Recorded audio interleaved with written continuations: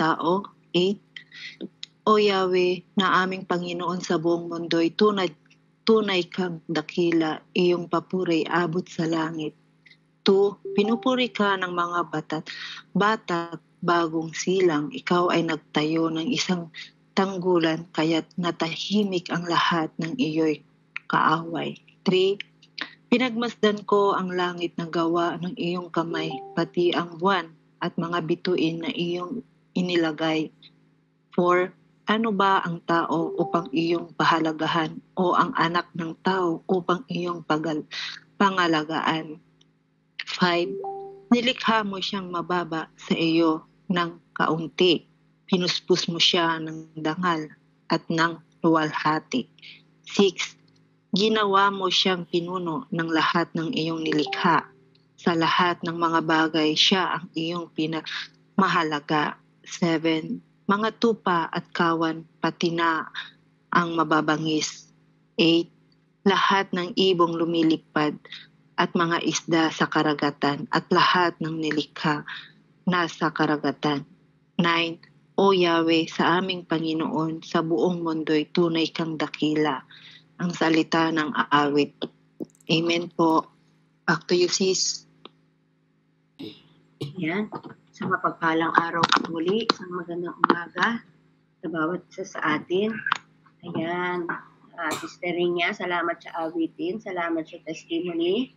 Patuloy na tumibay sa Panginoon, daming pagsubok, pero doon po tayo patatatagin ng Panginoon, Salamat sa mga luhang yan, pero dapat sa susunod yung mga luhang yan ay andun nga po na magiging matapang na tayo. Ano po? Sister si Sister Jenny Lynn, ang ganda nung iyong inawit. Appreciate much. Ano po, pwede pakitype po sa ating inbox. So, ano yung title ng kinanta ni Sister Nelly? Thank you po. Ayan, salamat din po sa pagbasa ng ating salita sa araw na ito na ating pagnihilayan, na kung saan ito po ay nasa aklat ng mga awit. Ano po? Unti lang po itong verses natin, na kung saan 9 verses lang po tayo sa chapter 8 ng aklat ng mga awit. Ano po? Makikita po natin ang aklat ng mga awit ay may iba't ibang verses, may mahaba, may maikse, but still, hindi po natin makita yun, kundi ang makita po natin ay kung ano tayo ang Diyos ay nangungusap sa bawat isa sa atin, sa bawat salita na ating napagtatalakayan, natatalakay. Ano po? Tayo manalangin. Muli po, Ama, ang aming papurit po sa salamat ay binabalik po namin sa iyo, God. Salamat po, Panginoon, sa bagang araw, bagong buhay, bagong kalakasan, o Diyos, na kaloob po sa amin. Salamat sa sikat ng araw, sa simoy ng hangin na amin nalalanghap. Salamat sa kapangyarihan ng pangalan na ay Panginoong Hesus na po sa kanyang pangalan ito, God. Andun nga po, O Diyos, na nasisiramin at nadidestroy ang lahat ng pakana ng kaaway upang kami po ay mahinder ang aming pag-progress, Panginoon. Lord, as I pray, I completely reject everything that rises against the prosperity and declare victory sa bawat isa sa aming Panginoon. Sa ngalan po na Panginoong Hesus, as we apply your most precious blood, Panginoon, sa bawat sulok ng aming puso, we apply the blood of Jesus. Sa bawat sulok ng aming kaisipan, we apply the blood of Jesus. Sa bawat puso, sa bawat himaymay ng aming laman, Lord, we apply the blood of Jesus. Sa aming mga labi, we apply the blood of Jesus. Kaya hindi po mula ulo hanggang talampakan, we are declaring and acknowledging the precious oil, Panginoon. Yung banal mong langis ang iselyo mo po sa bawat isa sa amin, mula ulo hanggang talampakan, upang anumang gawa ng kawaway, sakit, karamdaman, emosyonal, physical, ito po'y dumulas, hindi maka-epekto sa amin because we have the power of God that comes from you, God. Lord, yes, Lord, we are crying out to you. Let your abundant blessing come upon our life as a family. Na kung saan dito kami sa platform na ito, God, in the name of Jesus, binuo mo kami para po ikaw ay makatagpo, para po kami ikaw ay mapalabigyan ng kaluwalhatian, at para, Panginoon, your loving presence at yung pagbatubay at gabay mo sa amin will fill us with wisdom, Panginoon. Kung paano kami patuloy na dumadalangin yung wisdom, na kung saan magkakaroon po ng application sa bawat buhay po namin, O God. Lord, patuloy mo sa aming pag-aaral, opening the pathway of prosperity, peace, and success in every step. Sa bawat hakbangin po namin, na kung saan ang pangalan na aming Panginoong Hesus ay ang aming pong nakaselo at aming pong dinadakila. Muli po, Ama, in the name of Jesus, all evil plan of the enemy be undone right now in the name of Jesus. So God, every deceptive trap that tries to hinder us keep away from your promises by utterly destroyed.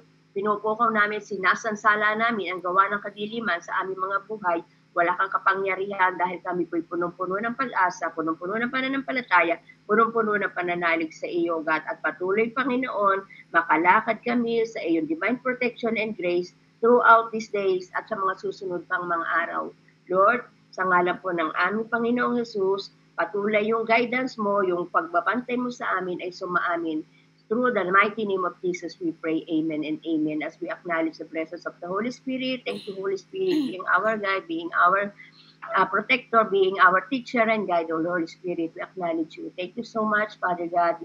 We adore you and we praise you. We praise you in the name of Jesus. Amen and amen, Lord. Ayan, po rin po ating Panginoon. Welcome po sa ating 15 kaluluwa, participant sa ating pong gawain ngayong umaga.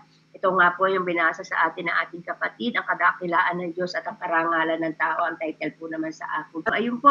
So, patuloy po na kung sa dito nga po, sabi nga po dito sa aking ginagamit na Bible. Ang tema daw po ng atin pong sa Psalm 8 po ay itong the greatness of God assure the worth of mankind. Yung kadakilaan po ng ating Diyos na lumikha sa atin ay nagpapakita kung gaano kahalaga tayong nilikha ng Diyos na kawangis niya, mankind. Sa lahat ng nilikha, alalahanin natin tayo yung pinaka-precious sa harapan ng ating Panginoon. God or the powerful creator, ang Diyos natin na kung sa mas makapangyarihang lumikha ng lahat ng bagay, cares for His most valuable creation. Siya po'y nangangalaga sa lahat ng kanyang nilikha at sa kanya higit tayo na kung sa mga taong nilikhang kawangis niya. So, ayun po. Dito po sa verse 1, makita po natin, sabi nga po dito, O Lord, O our God, how majestic is your name in all the earth.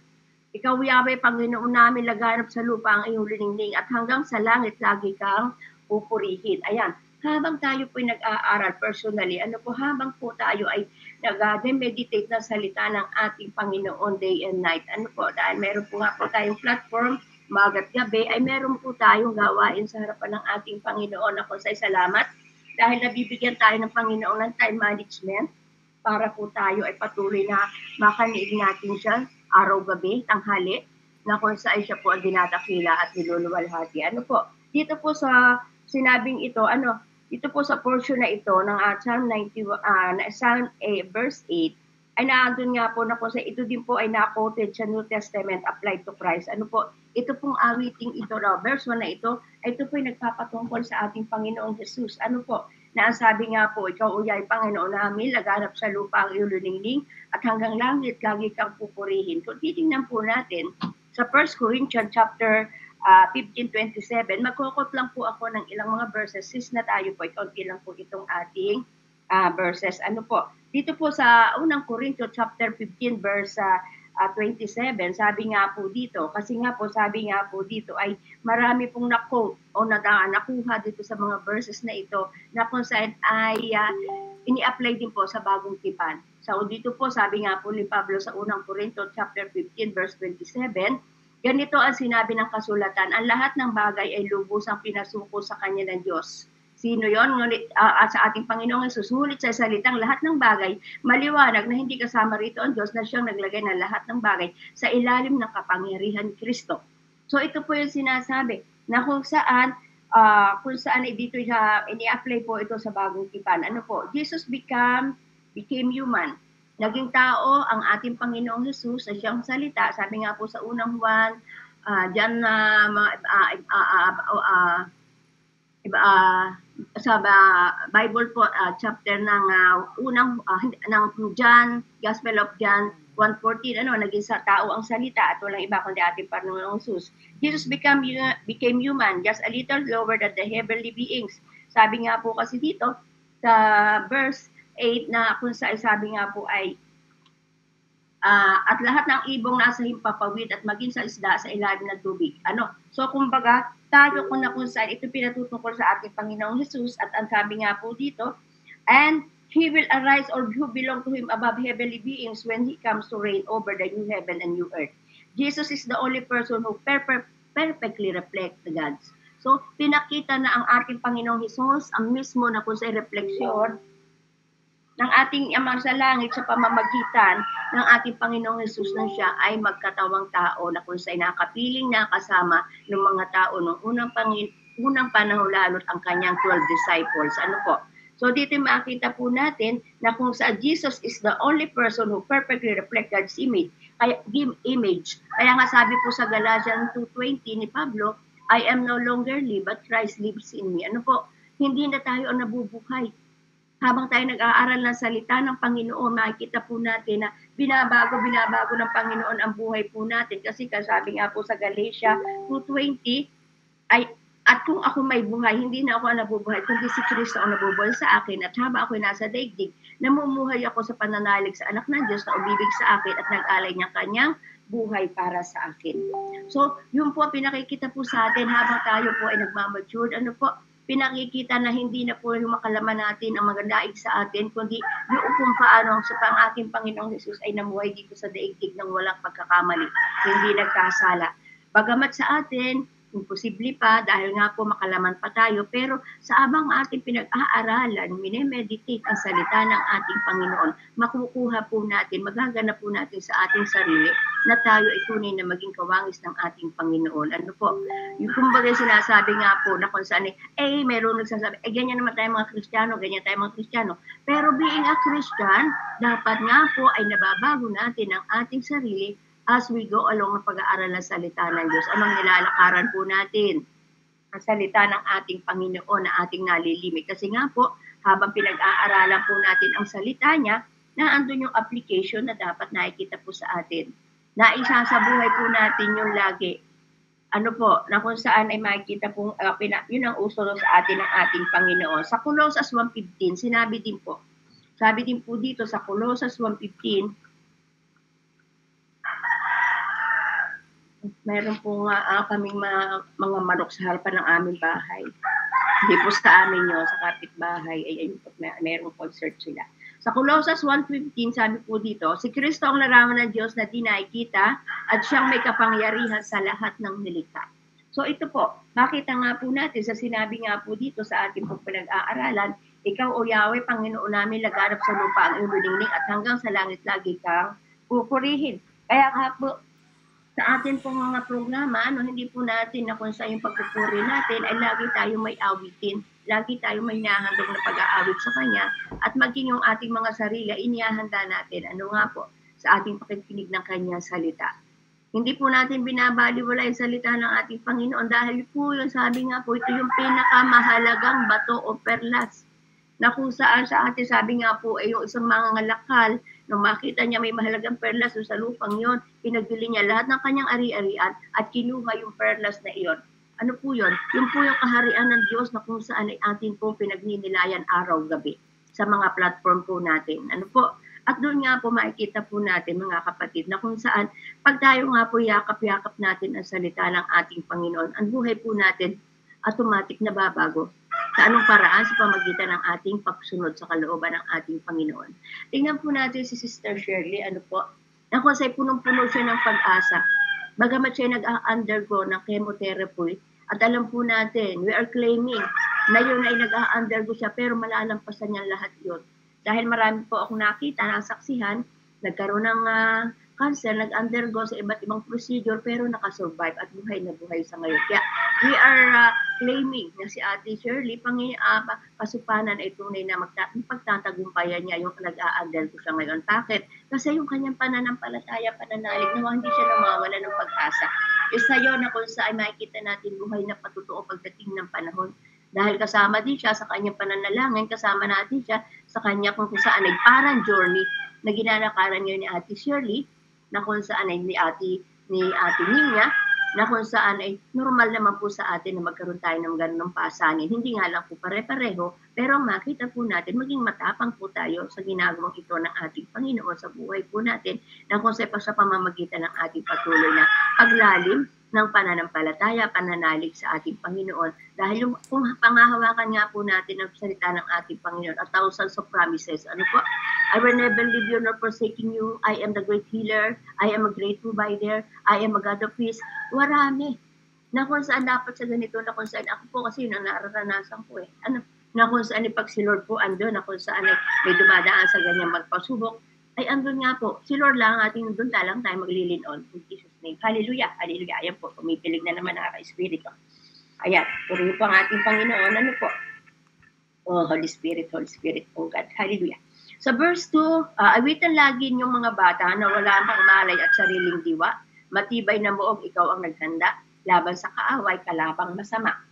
Sabi nga po dito, aawitin lagi yung bata. Sabi nga po, ang mga bata, children are able to trust and praise God without a doubt or reservation. Di po ba ang mga bata, ayan,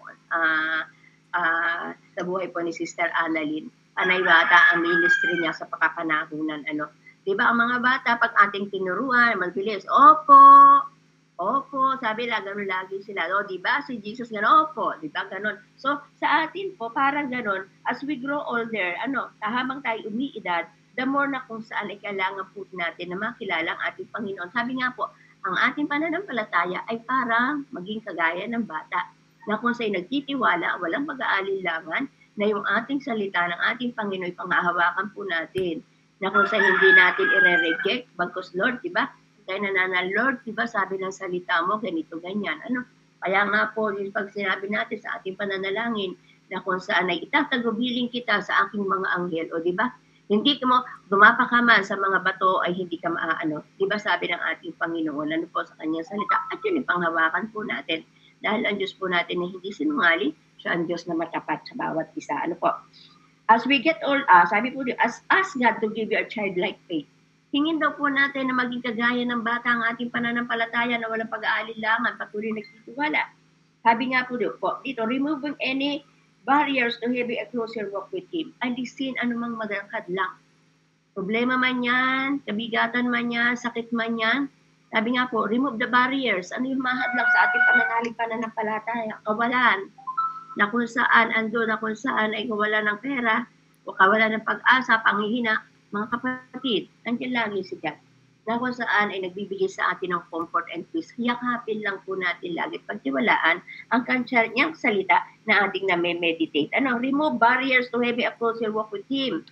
Get in touch with this childlike quality in yourself. Lagi daw po tayo na kung saan ay pagkaroon ng parang bata sa pananampalataya sa ating Panginoon na laging umaasa, sumusunod, nagtitiwala sa kanyang salita at sa kanyang mga pangako. Sabi nga po dito, get in touch with this childlike quality in yourself so that you can move, you can be more expressive. Kumbaga, lalo na kung saan magiging ma-express po natin sa ating gawa, salita, na kung saan meron tayong Jesucristo sa puso, meron tayong Diyos na pinagtitiwalaan, meron tayong Diyos na kung saan ay makakagawa sa lahat ng bagay na hindi natin kayang gawin ang ating tayo nagsosolo. Ano po?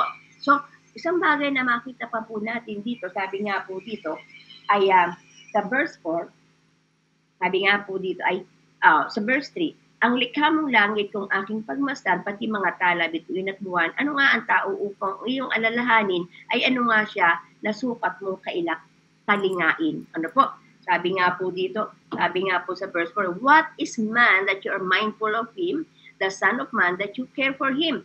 So dito makita po natin, to respect God's majesty, yung pagrespeto natin sa kadakilaan ng ating Panginoon, we must compare ourselves to His greatness. Dapat maikumpara natin kung ano kadakila ang ating Panginoon. Ano po? When we look at creation, we often feel small comparison. Ano po? Kung titignan mo po natin, kung tayo po'y maalam mag-appreciate sa lilikha ng ating Panginoon, kung tayo po'y nasa tabi ng mga karagatan, di ba? Nakakaranas tayo mag-beach, yung kumbaga yung buhangin, kung paano natin nakita yung buhangin, ay andun nga po, nga po sa Boracay na nakita, pinong-pino talaga siya. Na kung saan yung kanyang pagkapino ay talagang pinong-pino talaga. Tapos pagtitingin ka sa paligid, may mga bato kasi doon na kami pinuntahan na kung saan ay talagang bato na merong sa katagalan ng panahon ay kumbaga nabutas na sila, nauukok na sila, pero yung pagkakalikha ng ating Panginoon kung paano ang bato ay nilikha, kung paano nahugisan, ay mahahanga ka talaga. May mga man-made, pero talagang merong natural na kung saan makita mo nakahangang-hangang ginawa ng ating Panginoon.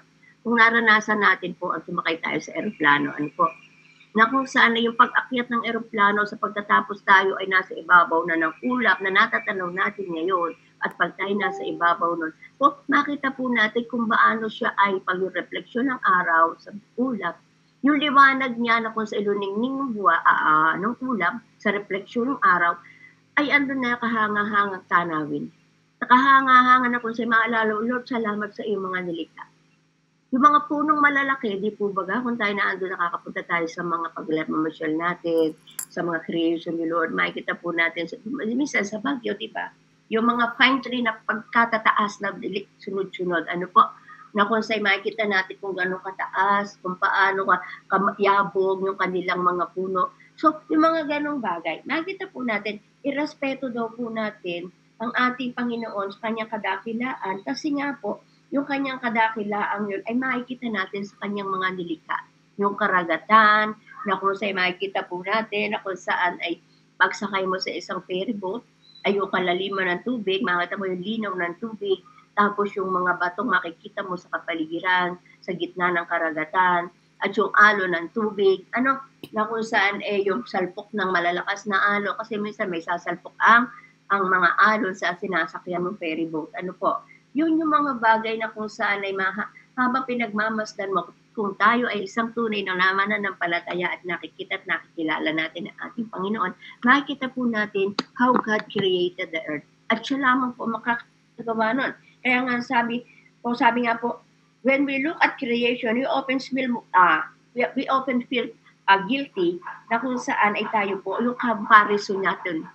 Yung comparison ng kanyang paglikha sa kanyang mga bagay na kung saan ikaw yung nilikha, na kung saan sa kanyang mga nilikha, ikaw yung mas kumbaga, kilala ng ating Panginoon. Sa lahat ng nilikha ng ating Panginoon, yung tayo yung malapit sa kanyang puso. We feel small in healthy way to get back to reality. But God does not want us to dwell on our shamelessness. Ano po? Wag po natin na kung saan ay, kumbaga ay ismulin ang ating sarili sa harapan ng iba.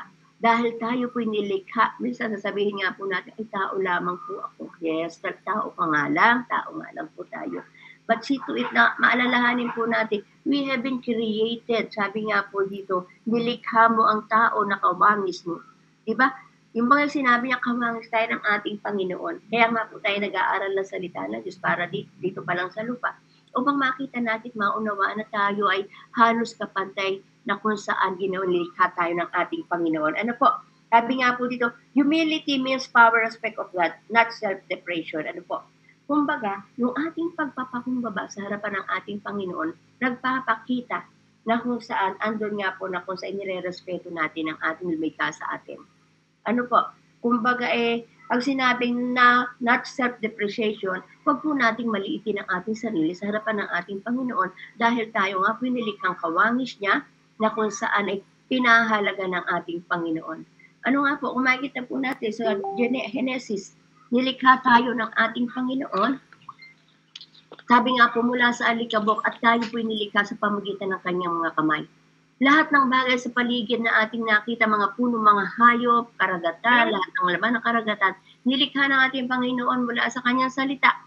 Pero tayo, na tao, ay nilikha ng Diyos mula sa alikabok para na kung sa kanyang mga kamay. Hindi sa salita, kundi mismo kamay niya. Mula sa alikabok, sabi nga po ng Genesis, ay likhain natin ang tao na ating kawangis. Kaya po kamay niya ang ginamit para sa alikabok. Para tayo ay likhain kawangis niya. Ano po? So, ayun po. Kaya nga sabi nga po natin, huwag karoon tayong kung saan ay magkaroon ng, kumbaga yung kung saan ay, nagkakaroon po tayo ng low esteem sa atin, o yung hindi, kumbaga nawawalan tayo na kumbaga self-esteem po ba ang tawag sa mga lakas na loob, nawawala po tayo. Always remember, ang Diyos na lumikha sa atin, nakawangis natin, nilikha tayong kawangis niya. Kaya po, dapat alisin po natin yung ating pagiging kumusay naaawa ka sa sarili mo, na kung saan ikaw ay kumbaga tao ka lang. Sabi, tao ka lamang. Yes, tao Diyos, pero nilikha tayo kawangis ng ating Panginoon at sa lahat ng kanyang nilikha, tayo yung pinakang malapit sa kanya dahil nilikha tayo sa pamagitan ng kanyang mga kamay. Ano po? So, wag po tayo, magkaroon po lagi tayo ng lakas ng loob, yung confident tayo sa ating sarili. Dahil bakit? Ako'y nilikha ng malilikha mula sa alikabok ng kanyang mga kamay. Hindi dahil sa salita lang, kundi nilikha ako na lumikha na lahat ng bagay na kawangis niya. na dapat yun sa sarili natin, Lord, ako'y kawangis mong nilikha, kaya ako'y bubugin mo, ayos pata, sa ayos sa iyong wangisin habang ako naninirahan pa sa pansamantalang daigdig na ito. Ano po? Kaya nga po ginagawa natin ito para para makita po natin, pagharap natin sa ating Panginoon ay meron na tayong pagkakilala sa Kanya at hindi na tayo mapapahiya sa Kanya. Ano po? Ang pag-aaral po natin ng salitang ito ay dito sa lupa at gayon din po sa langit. Parang sabi nga po ay kung tayo tatanungin ng ating Panginoon, na kung saan ay halimbawa ay sa ate Jenny Lynn, bakit kailangan tanggapin sa aking kaharian? We are proud. Masasabi natin ay Jenny Lynn, Panginoon, ako'y narito dahil tinanggap ko si Jesus bilang tagapagligtas ko. Nag-aral ako na yung mga salita. Mineditate ko yun. Hindi dahil sa kung saan naandito po ako, dahil ako po ay nag-OFW, pinalaki po aking mga anak, dahil andito po yung mga anak ko, pinag-aral ko para po pag-arali aking mga anak. Kasi minsan yun po yung pinag-prepare ng ibang taong wala pagkilala sa ating Panginoon. Naghihanda sila sa kalimbawa, ayan, mag-aaral, maghahanap buhay, mag-aasawa, tapos iintayin na naman yung kanilang pagtanda, maghahanda ng kanilang titirhan, pero behind that sa kanilang kaisipan, walang pagkilala sa ating Panginoon. Pero hindi po yun ang gusto natin, Panginoon. Gusto niya na kung sa purpose at layunin natin, Panginoon, kaya tayo lumikha dito pa lang sa lupa, ay kilalin na natin siya bilang isang our Creator, at tayo po ay sa lahat ng bagay ay dapat ina-acknowledge po niya natin ang kanyang pagka-Diyos sa buhay po natin. Ano po? Kaya po, huwag po tayong magkaroon ng kumbaga ay yung sinasabi dito o depreciation o yung po baga minamaliit natin ang ating sarili. Huwag po. Kasi yung po ay isa kung saan ay parang kung saan ay hindi natin nakikilala ang ating Panginoon. No? Ang Diyos na lumikha sa atin, nilikha tayong kawangis niya. Kaya po, dapat maging proud po tayo. Proud in a way na kung saan ay tayo, meron tayo na kung saan ay pagkakilala sa ating Panginoon. Hindi yung pride na magmamalaki ka na. Ako'y nag-aaral ng salita ng Diyos, kaya ako'y ganito, ako'y ligtas na. Hindi po ganon. Kundi andun pa rin yung pagpapakababang kinikilala natin ng ating Panginoon. Ano po? Okay, sa verse 5, nilikha mo siya na halos kapantay na iyong kalulingning at kadakilaan. Ito po yung sinasabi ko kanina. Sabi nga po dito ay, when we look at the vast expanse of creation, pag tayo titingnan daw po natin yung sa malaking mga bagay na nilikha ng ating Panginoon, we wonder how God could be concerned for people who constantly disappoint Him. Ano, maunawaan po natin na kung saan ay, makikita po natin dito na kung saan ay, yung mga tao na kung saan ay, mga taong tinatawag na pero nagiging bingi at bulag sa panawagan ng ating Panginoon.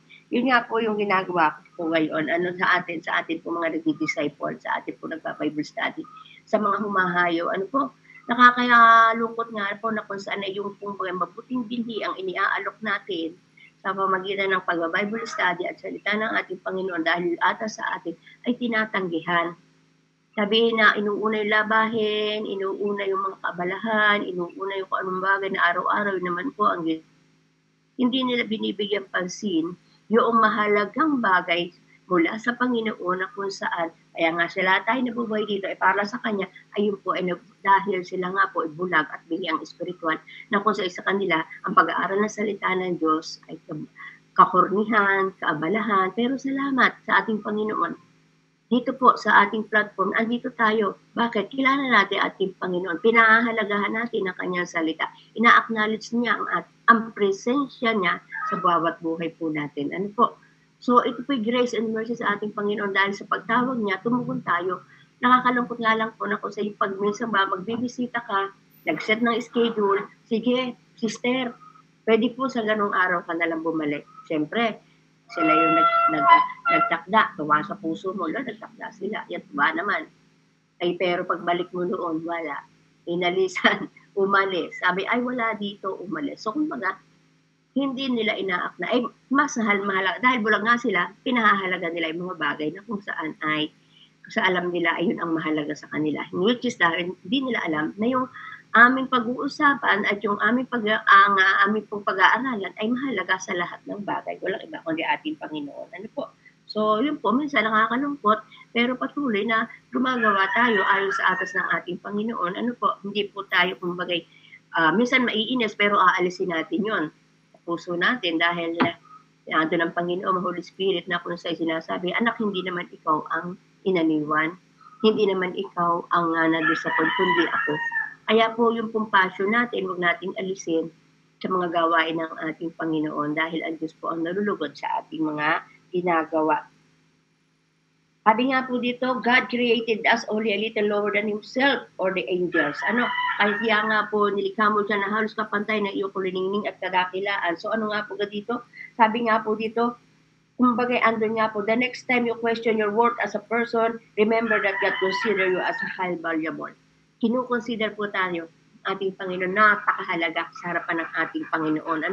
Yung kadakilaan niya, yung kanyang gulingning, ayun kung saan ay binibigay din po sa atin. Tayo mahalaga sa ating Panginoon. We have a great worth because we bear the stamp of Creator. Tayo po'y mahalaga sa ating Panginoon dahil siya lumikha sa atin. Kaya nga po, yung sinabi nga po sa Genesis, lagi natin binabalik-balikan, na kung saan ay langlangin natin ng tao ayon sa ating wangis. Di po baga?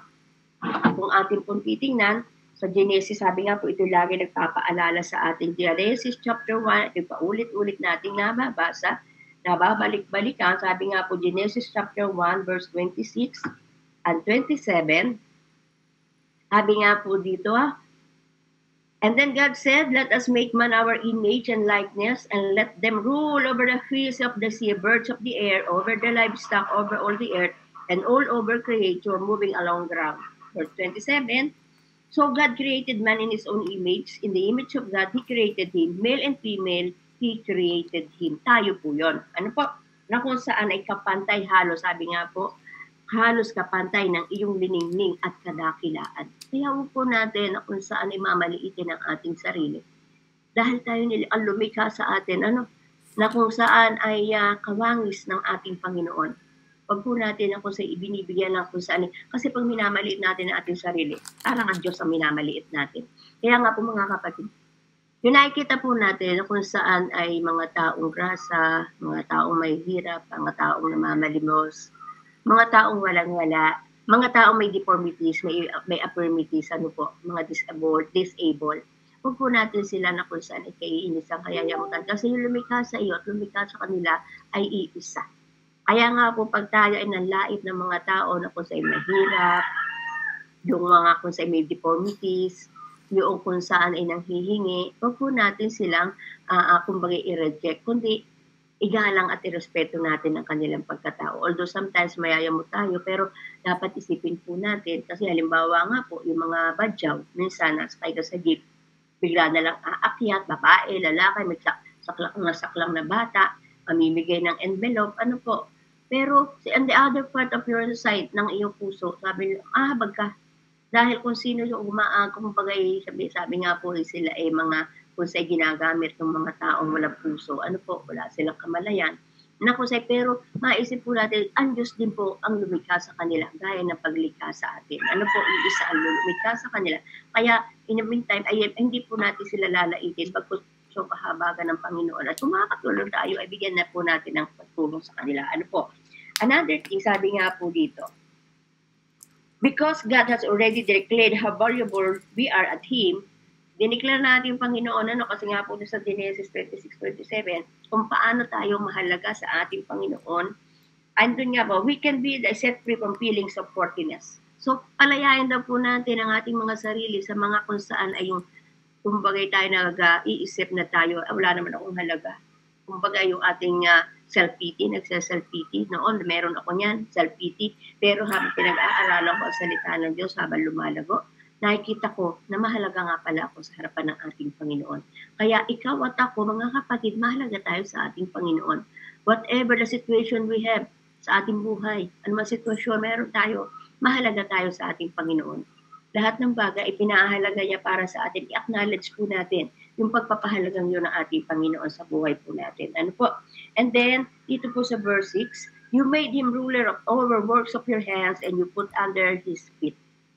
Sabi po sa ating wika. So, wikang Pilipino, verse 6, pinamahala mo sa buong daigdig sa lahat ng bagay, malakit maliit. Diba? Yung mga hayop, sa baga dito, mga habakat hayop na bangis, ang lahat ng ibong nasa impapwid, ang langit isda sa lalim ng tubig. So, makita po natin dito, God gave us being tremendous authority. Yung authority, yung kapangyarihan, binigay sa atin to be in charge of all whole earth. Binigyan tayo ng kapangyarihan para mamahalaan ang buong daigdigan po. But with great authority comes great responsibility. Ano yung authority nyo na binigay sa atin? Ay meron tayong responsibilidad at tungkulin na para dapat gampanan yun. Ano po? Kaya nga po, di ba, kung tayo may mga alaga na kung sa ay mga pet natin, aso, pusa, ibon, lahat ng yan. Di ba, pag tayo napalakot sa atin yung mga alaga natin, mahal na mahal natin yan. Ayaw natin sinasasaktan yan. Ayaw natin na sila, kumbaga, andun yung ating passion for them. Kaya nga po, sabi nga po dito, we have a legal authority to do with it as we wish. So, andun nga po, talagang dapat natin ginagawa sa pangangalaga ng ating mga hayop dahil sabi nga din po sa banal na kasulatan ay sila mangangalaga sa mga hayop, ibon, di ba? Kaya nga po sabi dito, but we also have a responsibility to feed and care for it. Sabi nga po dito, ano daw po natin tinatrato ang creation ng Panginoon sa ating pabuhay? How we treat the creation, the creation of God. Yung mga puno, yung mga halaman, yung mga hayop, di ba? Binigyan tayo ng authority, binigyan tayo ng kapangyarihan, kaya dapat pangalagaan natin ang lahat ng nilikha ng ating Panginoon. Mga halaman man yan, puno man yan, so dapat yan pinangangalagaan po natin. Di ba nakakahinayang pag nakakita tayo sa ating lugar na kung saan may puno, na kung saan ay natumba, halimbawa sa bagyo, o merong itinumba, o merong kung saan ay inalis, pinatay. Di ba ako may feeling ako, ay sayang naman yung puno ito, bakit kaya ito pinutol? Di ba? Yung mga ganung bagay ba? So, dito, use our resources wisely because God holds you accountable for your stewardship. Ayun din po.